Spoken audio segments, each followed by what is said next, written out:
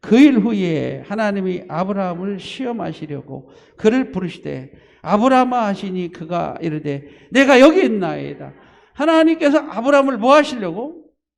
시험하시려고 그를 불렀단 말이에요. 하나님이 우리를 시험하고 계세요. 왜 시험하실까요? 우리의 믿음이 진짜인지 가짜인지 보시려고. 우리의 믿음이 진짜 있는지 없는지 아시려고. 그러면 아브라함은 어떤 것을 인정받았느냐? 끝까지 순종하는 신앙. 끝까지 뭐 하는 신앙? 끝까지 순종해요. 끝까지 순종. 아브라함이 첫 번째 인정받은 것은 순종이에요. 우리 3절을 한번 같이 읽어봐요. 3절 시작. 아브라함이 아침에 일찍이 일어나 나귀에게 안장을 지우고 두 종과 그 아들 이삭을 데리고 번제에 쓸 나무를 쪼개가지고 떠나. 2절에 보니까 하나님께서 내 사랑하는 독자 이삭을 데리고 모리아 땅에 가서 그를 뭘로 드려라? 번제로 드려라. 번제가 뭐예요? 번제는요, 각을 떠서 드리는 거예요. 각을 떤다는 것은 이게 배를 갈라서 안에 있는 거 다 꺼집어서 불 태우는데 태우고, 다리도 자르고 머리도 잘라서 태우고, 몸을 하나님의 제자로에다가 놓고 불로 태워서 하나님께 올려드리는 게 번제예요. 우리가 하나님께 번제로 드린다는 것은 쉬운 일이 결코 아니에요. 누구를? 아들을. 그냥 아들이 아니라 내 사랑하는 독자 이삭을. 세상에 사랑하는 이라는 말에 붙이지나 말 것이지 말이에요. 꼭 붙여가지고 하나님 번제로 드리라고 그러죠. 그런데도 과연 하나님께 드릴 수가 있느냐? 아브라함은 3절에 보니까 아브라함은 3절에 이렇게 말합니다. 아브라함이 아침에 일찍 일어나. 그 명령이 떨어지자마자 아브라함은 아침에 일찍 일어나 두 사원을 데리고 나귀 안장을 지고 하나님이 지시한 땅을 향하여 간 줄로 믿습니다.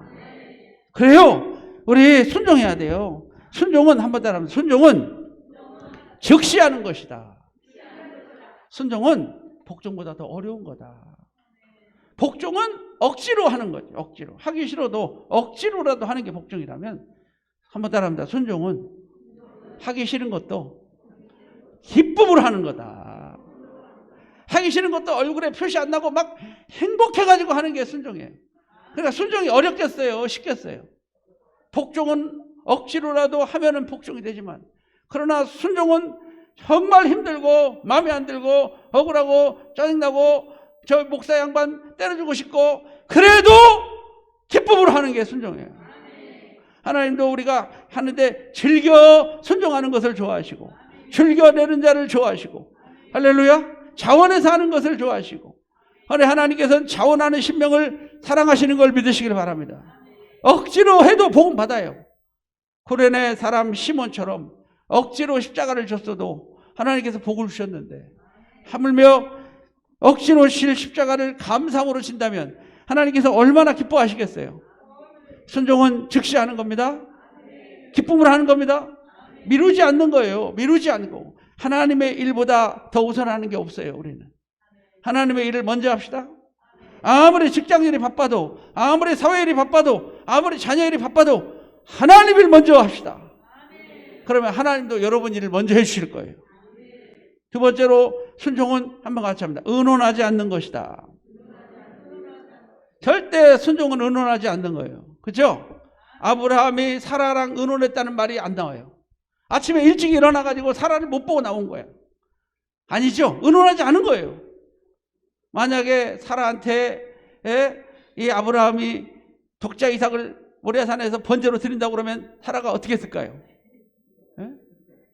당신이 대신가? 당신이 대신 죽으면 안 돼? 이삭 대신 당신이 간다고 그래. 아마 아브라함이 받쳐줬을 것 같은 생각이 들어요. 절대 순종은 의논하는 게 아니에요. 할렐루야.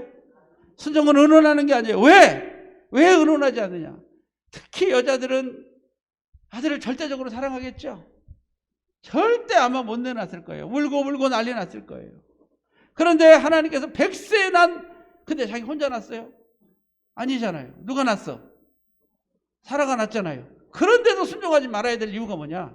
하나님이 절대자기 때문에, 하나님이 주신 분이기 때문에 그래요. 하나님이 정이기 때문에 그래요. 하나님이 진리기 때문에 그래요. 하나님 외에 어떤 것도 진리가 될 수 없기 때문에 그래요. 하나님 이삭을 주신 분이시오.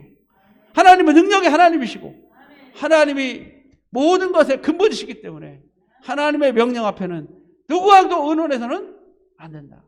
진리는 살아서 오늘도 역사하실 줄로 믿습니다. 그리고 한번 같이 합니다. 순종은 끝까지 하는 것이다. 순종은 어느 때까지 한다고요? 자, 아브라함이 이삭을 데리고 매들길을 걸어가요. 3일 길을 걸어가요. 적자 이삭을 볼 때마다 마음이 얼마나 애절했을까. 이놈의 아들을 내가 죽여야 되다니, 이놈의 아들에게 칼을 대야 되다니, 이놈의 아들에게 하면서 마음 아파서 아마 잠 한숨도 못 자고 뜬 눈으로 아마 세웠을 거라고 저는 생각이 돼요. 그죠? 그래도 하나님께서는 그걸 보고 계시는 거예요. 그걸 보고 계셔. 그리고 마지막으로 이제 모리아산이 다 가지고 이제 아들이랑 같이 둘이만 올라가는 거예요. 사환 둘은 땅에다 내려놓고 아들에게 장작을 지우고, 아들이 한 20살 됐나 봐요.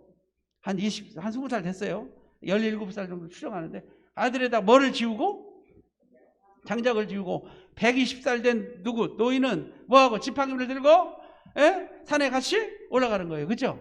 그런데 올라가다가 이 이삭이 한마디 해요. 아버지, 칼도 있고 회도 있고 장작도 있는데 어린 양은 어디 있어요? 그래서 아브라함이 뭐라고 그랬죠? 너다! 너 잡아 죽일 거다. 그랬어요? 하나님의 산에서 예비하신다. 누가 예비하신다? 하나님께서 예비하실 것이다. 그래서 그 이름을 여호와 이레라고 한 줄로 믿습니다. 여호와께서 다 준비하실 것이다 라고 아브라함이 이삭을 데리고 올라간 줄로 믿습니다. 자, 이삭이 아브라함에게 아버지, 어린 양은 어디 있어요? 라고 물어봤을 때, 재물은 어디 있어요? 물어봤을 때 그 아버지의 마음이 얼마나 찢어지게 아팠을까. 아마 상상이 안 가죠. 그래도 끝까지 하는 것이 순종인 걸 믿으시길 바랍니다. 끝까지 하는 것이 순종인 걸 믿으시길 바랍니다. 하나님이 인정하실 그때까지. 그래서 아브라함이 드디어 끝까지 칼을 잡고 이삭에게 칼을 내리치는데 하나님께서 두 번 불러요. 아브라함아, 아브라함아. 하나님이 급하셨어. 언제는 드리라고 그래놓고 아브라함이 진짜 드리려고 그러니까 하나님이 놀라가지고 아브라함아, 아브라함아, 이삭에게 아무 짓도 하지 말아라. 그러면서 하는 말씀이 이제야 내가 나를 경외하는 줄, 사랑하느냐 아니에요. 경외하는 줄 아노라. 다 사랑으로 알고 있더라고. 이제야 네가 나를 뭐 하는 줄 안다? 경외하는 줄 아노라 하면서 하나님께 인정받게 된 줄로 믿습니다. 우리도 인정받읍시다. 아브라함처럼 끝까지 순종해서 하나님께 인정받기를 주님의 이름으로 축복합니다.